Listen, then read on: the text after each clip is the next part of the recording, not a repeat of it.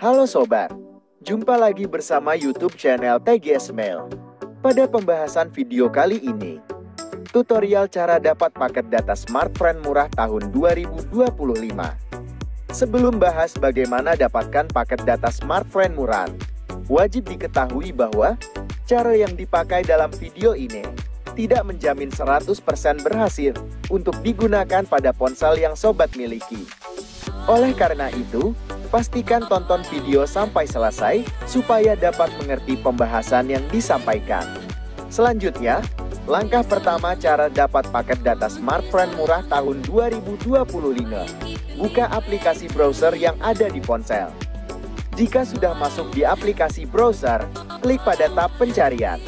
Kemudian, ketikkan pencarian untuk Facebook Smartfren. Ketika pencarian sudah ditambahkan, klik Enter.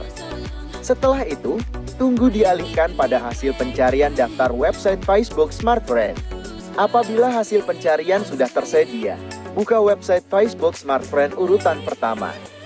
Maka secara langsung, masuk ke halaman fanpage resmi Facebook Smartfren.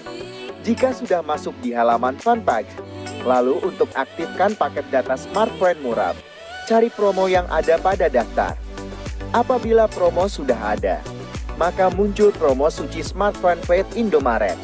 Dari program terbaru ini, terdapat pilihan paket data Smartfren murah yang bisa diaktifasi langsung.